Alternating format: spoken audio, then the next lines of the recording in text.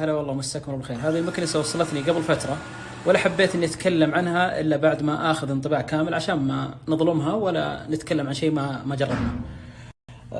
هذه موجودة بعلي اكسبريس. من المكانس الاعلى تقييم عندهم، مرة عالي تقييمها. فقبل لا نبدأ في تجربة ونوريكم كيف عملها وأداها، معلومات بسيطة. وزنها تقريبا 3 كيلو إلا شوي. البطارية حقتها 2500 ملي أمبير، تعطيك 100 دقيقة عمل حسب التجربة، أنها حول 100، تنقص تزيد بس حول 100. أيضا الخزان الخلفي للأوساخ أو اللي ينظف يشيل إلى 600 ملي. هذا الكمية اللي تقدر تنظف فيها وتقدر تتخلص منها وترجع تركبها. طرق التحكم فيها إما بالريموت، تقدر تتحكم بالريموت بكل سهولة بهذا الشكل، أو بالتطبيق اللي موجود بالجوالات. وتطبيق صراحة جميل، في كل المميزات اللي تخليك تتحكم فيها، سواء من التنظيف وأنواعه. تقدر تخليها تنظيف أوتوماتيكي، تقدر تخليها تروح للشاحن نفسه، تقدر تخليها تنظف غرفة بمساحة معينة، أو تنظف الأطراف فقط للغرفة، أو حتى أنك تقدر تحط مكان معين تقول نظفي في هذا المكان. تقدر تحط لها جدول للتنظيف، مثلا يوم الاثنين من الساعة كم لكم تنظف. وفي النهاية تقدر تسوي شو ماب وتشوف الخريطة كم اشتغلت، وين نظفت بالبيت بشكل عام، كم دقيقة وقت تنظيفها. وحتى البطارية يظهر لك هذه البيانات. وهذا اللي يميز تطبيقه صراحة، من أفضل التطبيقات اللي شفت المكانس الآلية. لو الآن نبيها تروح للشاحن، ببساطة تضغط على هذا الخيار. شوف بتدوخ شوي بس انها تدل دربها لين تجي من نفسها تروح للشاحن. ميزتها بعد إذا قربت البطارية تطفي، هي من نفسها تتوجه للشاحن. شوف الآن توجهت للشاحن والآن بدأ الشحن. اللي يهمنا الآن أدائها. بسوي تجارب والله ما لي أي مصلحة فيها، بس أنا بنستعرض سواء إيجابيات وسلبيات اللي شفتها، وأتكلم معكم باللي شفته والآن قدامكم بعد.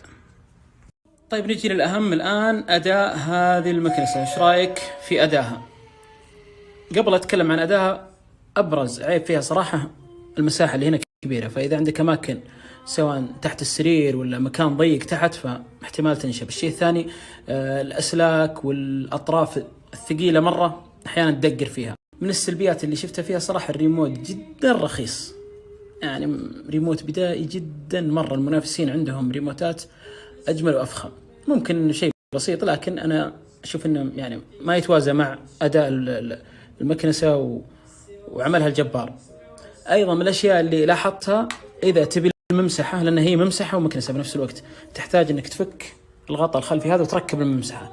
في بعض الأنواع الشركات الأخرى ممكن تكون الممسحة والكنس بنفس الوقت، لكن هذه لا، لازم إنك تطلع الخزان حق الأوساخ اللي ورا وتركب الممسحة. الأداء بشكل عام ممتاز صراحة، أداءها يعني ما لاحظت عليه أي شيء. تكنس بشكل قوي وأفضل من مكنسة أخرى شركة منافسة عندي، هذه أداءها أفضل بكثير. خصوصا أن الأشياء اللي تكنسها خلاص تدخل بصندوق الأوساخ. المكنسة الثانية لا، أحيانا تكنس قهوة ولا رز ولا اللي يكون أوكي تنظف الأرض، بس إذا رفعت المكنسة بعض الأشياء تطيح فتتوسخ، يعني ما تشيلها بشكل كامل. هذه لا، اللي تكنسه خلاص يطلع على طول. بنجرب أدائها. جايب 3 من أكثر الأشياء اللي ممكن تلقونه في مطابخ كثير منكم: رز وقهوة وجوز هند. بنحط شوي منها وبنشوف كيف أدائها معها. طبعا أنا بقيسها على السيراميك، ممكن ننتقل للسجادة هناك وللباركيه ونشوف كيف أدائها بعد. هذه الأشياء حطيتها بسيطة وبنشوف.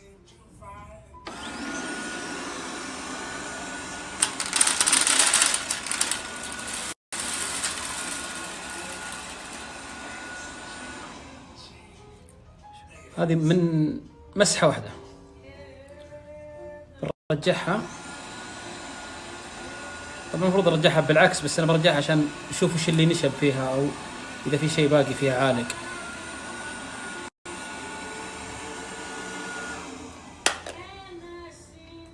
لان هذه مهمة جدا. فعليا ما في شيء قاعد يطيح منها، يعني اللي تسحبه خلاص. شوف النتيجة، هذا على السيراميك او الرخام قبل نتيجة الحرب.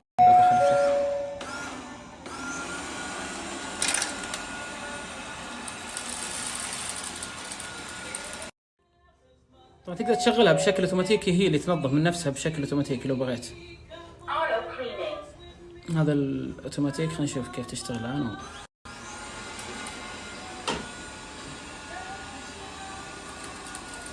شوف هذه واحدة من العيوب. شوف السجاد احيانا تنشف فيه شوي. شوف ما تقدر تطلع، ممكن تطلع، تحس انها جيب ديزل. جيتيني راجع مسوي يعني اني جايبه كان فيك خير ارجع للسجادة. ارجع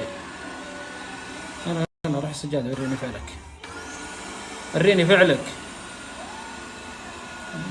تنشب الحين، هي مقفية. تقول وش ذا الوليدة يمين.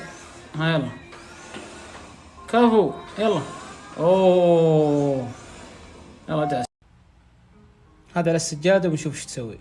قهوة ورز.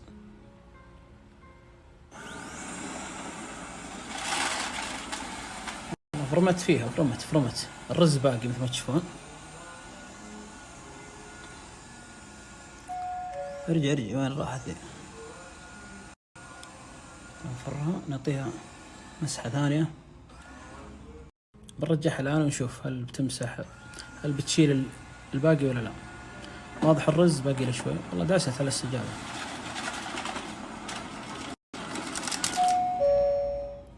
يعني يبيلها أكثر من مرة ممكن تنظف.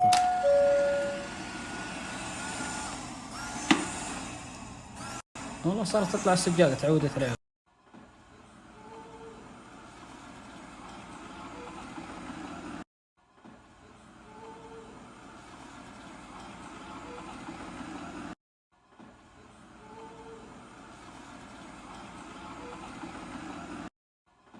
بعد ما جربناه على السيراميك والسجاد، هذا الباركيه نفس المكونات اللي قبل شوي. سكر، جوز هند، وقهوة ورز. خلينا نشوف.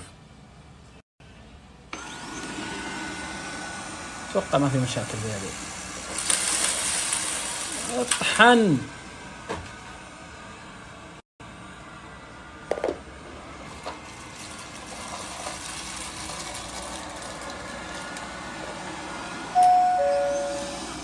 هذا أداها قدامكم على كل الأسطح المتوفرة.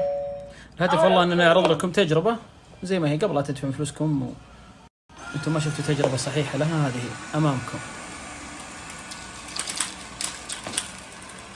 يعني يبيلها أكثر من فرة، في النهاية بتنظف.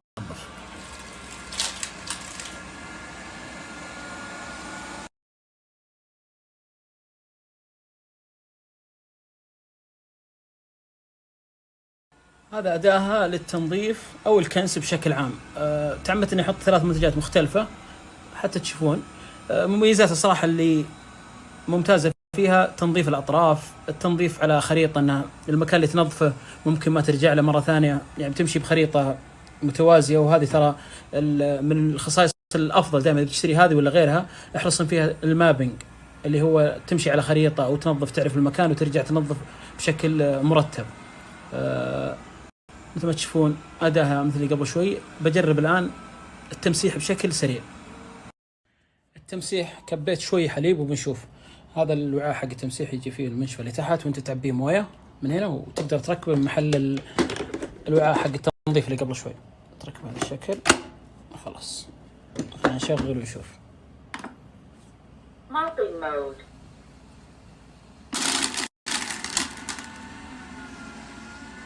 حبيبي ولا كان في شيء.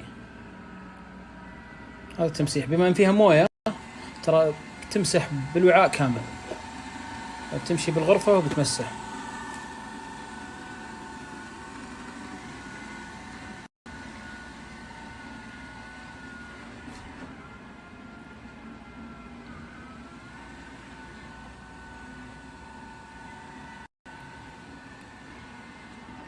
جيدة جدا في التمسيح صراحة. أحيانا في محاليل تلقونها في محلات التنظيف ممكن تحطها مع الموية.